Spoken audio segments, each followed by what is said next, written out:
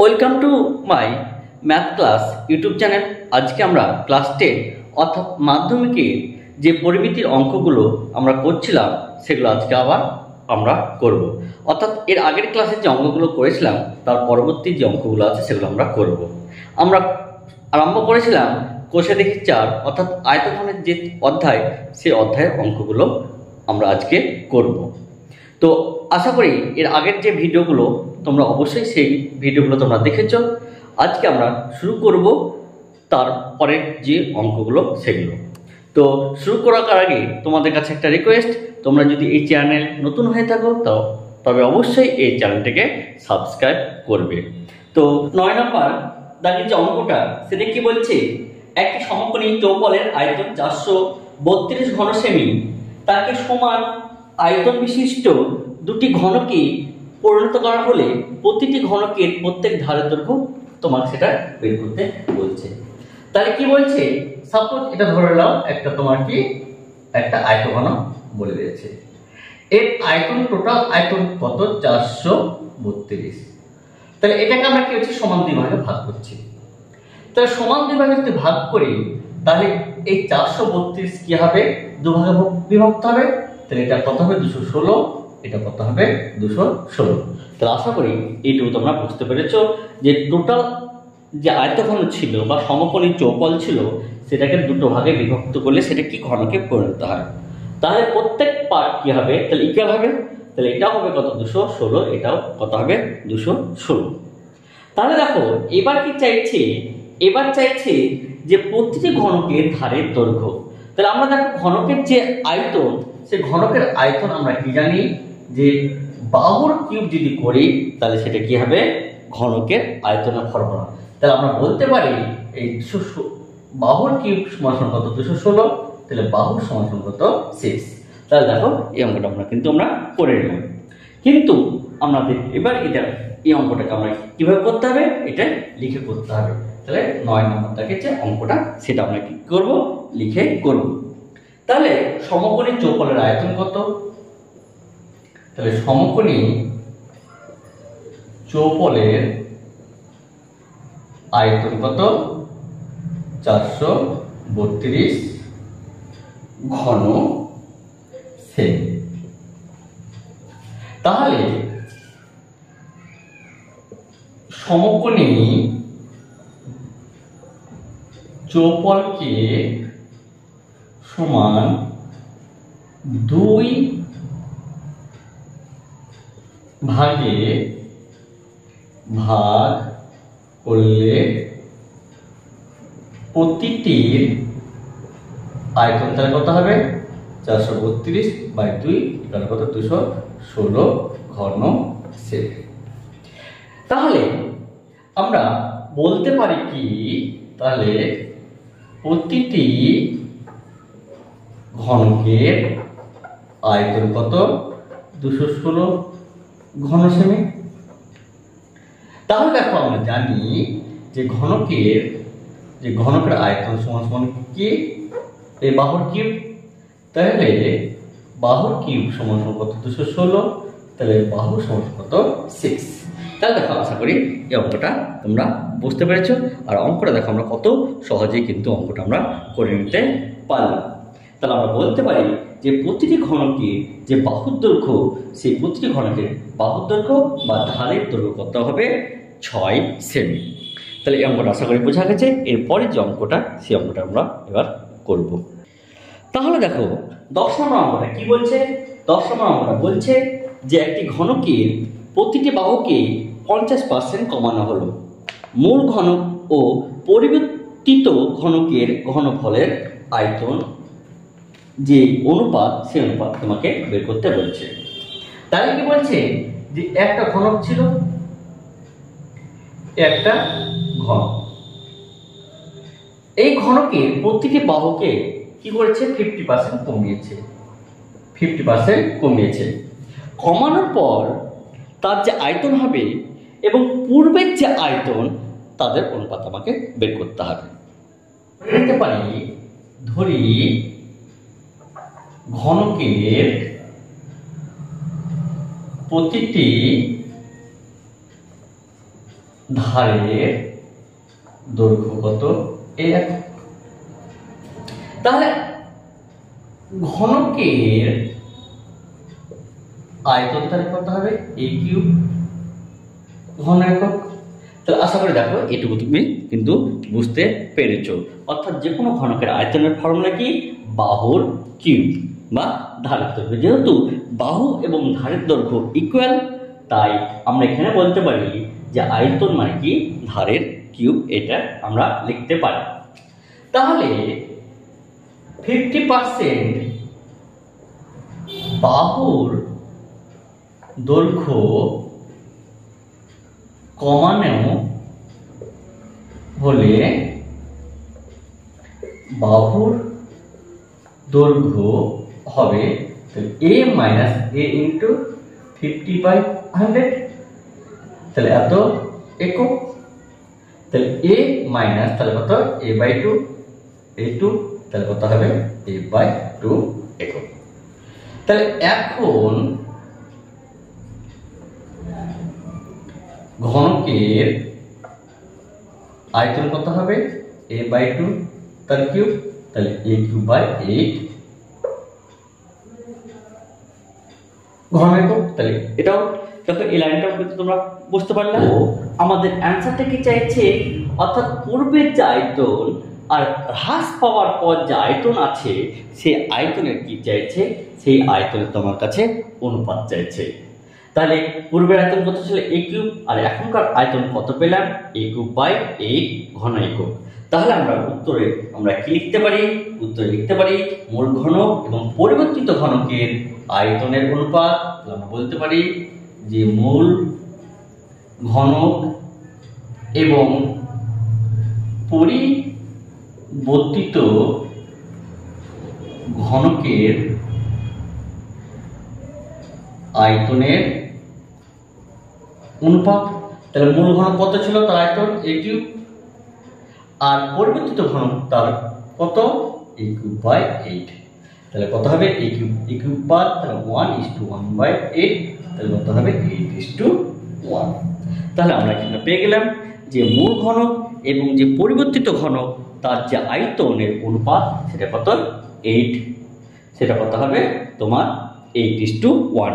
তাহলে এই যে অঙ্কটা, এই অঙ্কটা কিন্তু তুমি মাধ্যমিকে এই 2 নম্বরের যে কোশ্চেন, সেই কোশ্চেনে কিন্তু এই 2 নম্বরের কোশ্চেন তুমি কিন্তু এটা তুমি পেতে পারো। তো এই অঙ্কটা তোমরা 2 নম্বর কোশ্চেনের জন্য কিন্তু খুবই একটা ইম্পর্টেন্ট অঙ্ক। এই অঙ্কটা কিন্তু তোমরা ভালো করে যেও। এরপরে যে 11 নম্বর অঙ্ক, সেই 11 নম্বর অঙ্কটা কি বলেছে সেটা দেখবো। দেখো 11 নম্বর অঙ্কটা কি বলছে। 11 নম্বর অঙ্কটা বলছে যে একটি সমকোণী চৌপল আকারে বাক্সের দৈর্ঘ্য প্রস্থ ও উচ্চতা অনুপাত 3:2:1 এবং উহার আয়তন 384 ঘনসেমি হলে বাক্সটির সমগ্র তলে ক্ষেত্রফল নির্ণয় করো। তাহলে দেখো যদি অনুপাত দিয়ে দেওয়া থাকে তাহলে অনুপাত আমরা কিভাবে ধরব। তাহলে ধরি যে সমকোণী চৌপলের দৈর্ঘ্য আমরা কত ধরতে পারি 3x সেমি, প্রস্থ আমরা কত বলতে পারি 2x সেমি, এবং উচ্চতা কত বলতে পারি, উচ্চতা বলতে পারি কত x সেমি। আর আমাকে কি বলে দিয়েছে আয়তন কত বলে দিয়েছে যে আয়তন 384 ঘন সেমি বলে দিয়েছে। এবার তো আমরা জানি যে শর্তর সামনে কি লিখতে পারি যে দৈর্ঘ্য ইন্টু প্রস্থ ইন্টু উচ্চতা এদের গুণফল কত হবে 384। তাহলে আমরা সমকোণী চৌপলের ক্ষেত্রে যে আয়তনের ফর্মুলা সেটা কি আমরা কি লিখতে পারি যে শর্তানুসারে তাহলে 3x into 2x into x সমান কত 384। কেননা যে সমকোণী চৌবলের দৈর্ঘ্য ইন্টু প্রস্থ ইন্টু উচ্চতা এই তিনটেরই গুণফল কত হবে তাও আয়তনের সঙ্গে ইকুয়াল। তাহলে এটা আমরা কি লিখতে পারি 3 × 6 x কিউব 384। তাহলে বা তাহলে x কিউব তাহলে 6 দিয়ে ভাগ করি 6 × 6 = 36, 4 × 6 = 24, তাহলে x সমান কত হয়ে যাবে 4 হয়ে গেল। তাহলে দেখো আমরা x এর মান পেয়ে গেলাম। তাহলে দৈর্ঘ্য কত হবে? তাহলে আমরা দৈর্ঘ্য কত বলতে পারি? 3 × 4 তাহলে 12 সেমি। আর তাহলে প্রস্থ তাহলে কত হবে? 2 × 4 = কত? 8 সেমি। আর তাহলে উচ্চতা কত হবে? তাহলে কত? 4 সেমি। তাহলে দেখো আমরা সমকোণী চৌপলের ক্ষেত্রে দৈর্ঘ্য ইন্টু প্রস্থ ইন্টু উচ্চতা কিন্তু পেয়ে গেলাম। তাহলে এর কি চেয়েছে? বের করবো যে সমকোণী চৌপলের সমগ্র তলের ক্ষেত্রফল। তাহলে আমরা অতীতে বলতে পারি যে সমকোণী চৌপলের সমগ্র তলের ক্ষেত্রফল। তাহলে আমরা জানি 2 ইন্টু দৈর্ঘ্য ইন্টু প্রস্থ, তাহলে 12 × 8। আর কি হয়? প্রস্থ ইন্টু উচ্চতা, তাহলে 8 × 4 প্লাস উচ্চতা ইন্টু কত? 4 × 12, অর্থাৎ উচ্চতা ইন্টু দৈর্ঘ্য। তাহলে এত বর্গ সেমি। তাহলে এটা কত হবে? 2 ইন্টু, তাহলে এটা আমরা যোগ করি, তাহলে কত হবে? 8 × 12 = 96, 4 × 32 প্লাস কত? 4 × 12 = 48, এত বর্গ সেমি। তাহলে 2 ইন্টু কত হবে? 176, আর 176 গুণ করে কত হবে? 6 × 2 = 12, 7 × 14 আর 1 × 15, 3, তাহলে এত বর্গ সেমি। তাহলে দেখো আশা করি এই অঙ্কটা তোমরা বুঝতে পেরেছো। তাহলে দেখো এই টাইপের অঙ্ক কিন্তু আমাদের কিন্তু 2 নম্বর বা 3 নম্বরও এলেও আসতে পারে। তাহলে এই টোটাল ডিটেলস অঙ্কটা তোমাকে কিন্তু ভালো করে বুঝতে হবে যে অঙ্কটা আমরা কিভাবে করলাম। তাহলে এরপরে যে নেক্সট অঙ্ক, সেই নেক্সট অঙ্কটা কি বলেছে সেটা আমরা আবার দেখব। তাহলে দেখো 12 নম্বর অঙ্কটা কি বলছে যে একটি চায়ের বাক্সের ভিতরে দৈর্ঘ্য, প্রস্থ ও উচ্চতা যথাক্রমে 7.5 ডেসিমি, 6 ডেসিমি এবং 5.4 ডেসিমি। চা ভর্তি বাক্সটির ওজন 52 কিগ্রা 350 গ্রাম, কিন্তু খালি অবস্থায় বাক্সটির ওজন 3.75 কিগ্রা হলে 1 ঘন ডেসিমি চায়ের ওজন কত সেটা আমরা বের করতে বলছে। দেখো এখানে চা ভর্তি যে বাক্স আছে তার ওজন কত? 52 কিগ্রা 350 গ্রাম, বা এটাকে আমরা বলতে পারি চা ভর্তি বাক্সের ওজন কত? 52.350 গ্রাম, এবং বাক্সটির ওজন কত বলেছে? 3.75 কিগ্রা। এবার দেখো আমরা এখানে কি বলছে যে এটা একটা যদি বাক্স হয়, তাহলে এই বাক্স যে চা সমেত এর ওজনটা আমরা কত বলছে? যে 52.350 কেজি, এবং যখন চা থাকবে না তখন তার ওজন বলছে 3.75 গ্রাম আমাদের কিন্তু বলছে, অর্থাৎ 3.75 কেজি কিন্তু আমাদের বলছে। দেখো এটা চা ভর্তি সমেত বাক্স আর এটা খালি অবস্থা। আমরা যদি চা ভর্তি বাক্স থেকে যদি খালি বাক্স ওজনটা যদি বাদ দিই তাহলে কিন্তু আমরা কি চায়ের ওজনটা পেয়ে যাব।